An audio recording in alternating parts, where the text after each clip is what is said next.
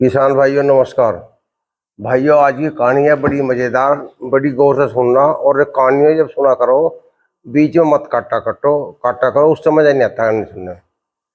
भाइयों बात है पुराने जमाने की। एक राजा थे, राजा रानी। उनके राज्य में प्रजा बहुत सुखी थी, लेकिन उनके अंदर खुशी नहीं थी क्योंकि उनका कोई संतान नहीं हुई थी। भाइयों बड़े इलाज कराए उन्होंने, राजा रानी ने, उनको कोई संतान नहीं, बुढ़ापा आ गया। तो भाइयों रानी ने बड़े व्रत व्रत रखे। एक दिन एक साधु आ रहे थे। साधु ने उनका चेहरा देखा जब उन्होंने भिक्षा दी तो मुरझाया चेहरा था। उनको उन्होंने कहा बेटा आपका 1 साल के अंदर किलकारी घर में गुंजेगी बच्चे की। वो कह ले हमारे नसीब खान को जाओ रक्षा करना, लेकिन वो 14 साल तक आपके साथ रहेगा। वो भविष्यवाणी करके वो चले गए। भाइयों तो उन्होंने जाकर राजा ने बताई रात को। राजा साहब ने भाइयों रानी ने राजा साहब को बताया। राजा साहब ने जो था हाँ जी हाँ ऐसा होता होगा, यकीन नहीं करा बिल्कुल। भाइयों राजा से रानी ने बताया उनको एक साधु आए थे ऐसा ऐसा कहिए। तो राजा को यकीन नहीं आया क्योंकि उन्होंने तो उम्मीद टूट गई थी, बुढ़ापा आ गए थे बेचारों को। तो भाइयों समय गुजरा, रानी के पेट से गर्भ था। ठीक समय पे बच्चा हुआ। राज्य में बड़ी खुशियां मनाई गई, बड़ी धूमधाम मनाई गई। तो भाइयों बच्चे का पालन पोषण होने लगा, बच्चा बढ़ने लगा, खेलने कूदने लगा। साल 12 गुजर गए। राजा रानी को चिंता होने लगी। उसमें 13वां साल लगा तो भाइयों उसकी शादी कर दी।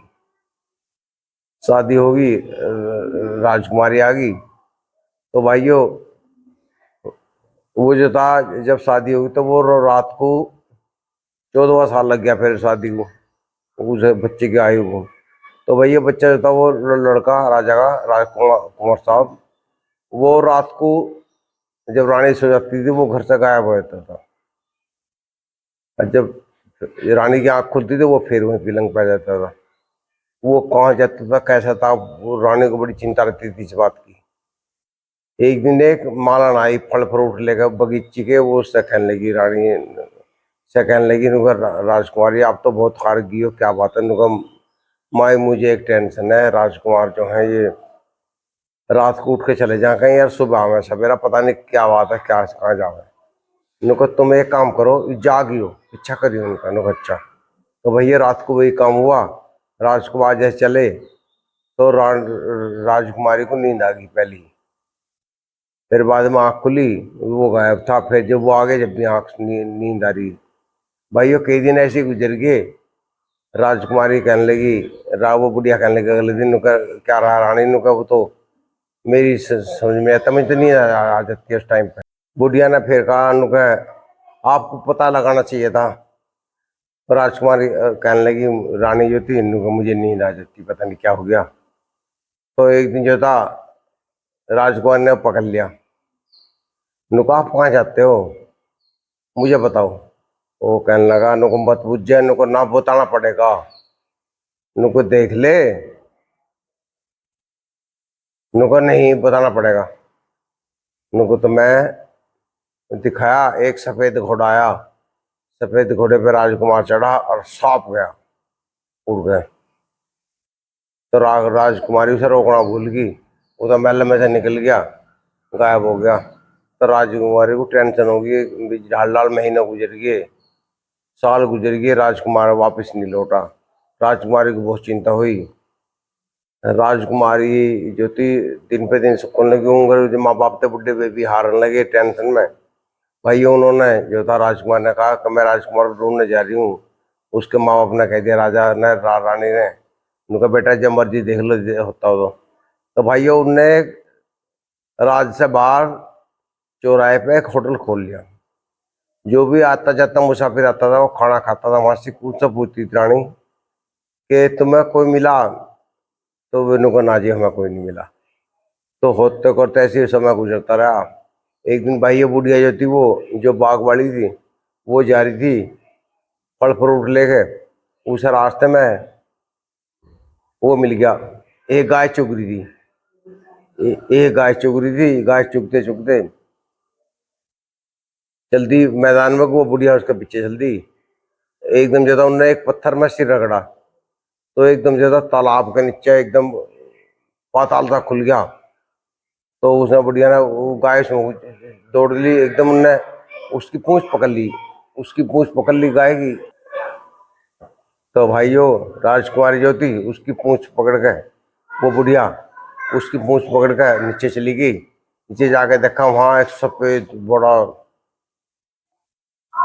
बड़ी सुंदरता थी, फूल फुलवड़ी लाइट जली हुई थी। वहां नीचे जाके वहां एक राजकुमार आया, आकर वो पलंग पे बैठ गया, उसके लिए फल फ्रूट है खाने पीने के लिए। उसने खाना खाया और वो सो गया। तो बुढ़िया देखती रही उनका हाल। सुबह को गाय चली, तो गाय की उनने फिर पूंछ पकड़ ली, वो फिर बाहर आ गई बुढ़िया। तो भाइयों, बुढ़िया बाहर आ गई, बुढ़िया चलती भूखी थी। वहां आकर वो होटल पा गई। होटल पे अनाउंस हुआ, उनका भाई कोई भूखा हो तो रोटी खा सकता है। तो बुढ़िया ने कहा, उनका मैं कुछ बात बताना चाहती हूँ रानी को। तो रानी आ गई। रानी कहने लगी, बताओ क्या बात है माई। तो मुझे भूख लग रही। पहले तो बुढ़िया को खाना खवाया, फिर रानी से बात करी। रानी से वो असली बात नहीं बता भाई, बुढ़िया घुमाती रही बात को।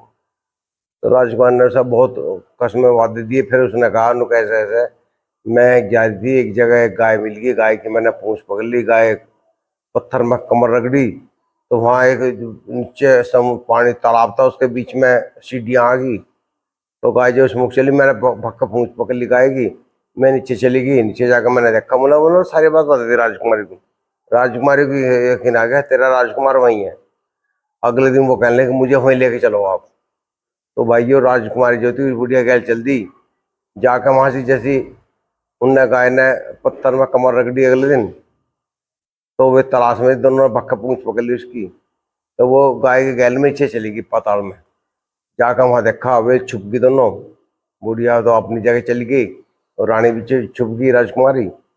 तो वहाँ उस सफेद घोड़े पे वो आया राजकुमार, उसका पति, आकर पलंग पे बैठ गया।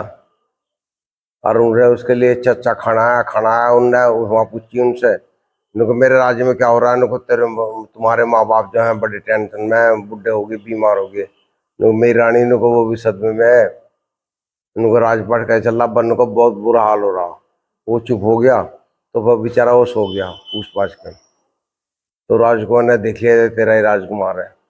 उसने जो था राजकुमार की जाकर पैरों में चली गई, वो पैरों में गिर के माफी मांगा लगी, मुझे माफ कर दो, मेरी गलती होगी, आप मेरे साथ चलो।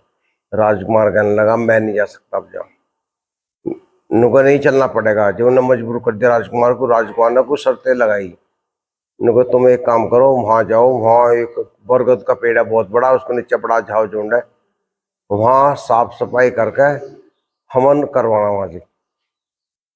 तो वहाँ जो है शेर जंगली जानवर आते हैं, वे हट जाएंगे वहां से। वहाँ हवन करवाना, वहाँ भगवान जी आऊंगे खुद ही। तो उनसे मांगना जो मांगना, उनसे जो है उनका धाइना घोड़ा मांग लेना, रथ का। नुगा अच्छा। तो भैया वो वहां से आ गई बुढ़िया गैल में। आने के बाद में फिर वहां चल दी वो जंगल में। चलते उसे वही पेड़ मिल गया बरगद का।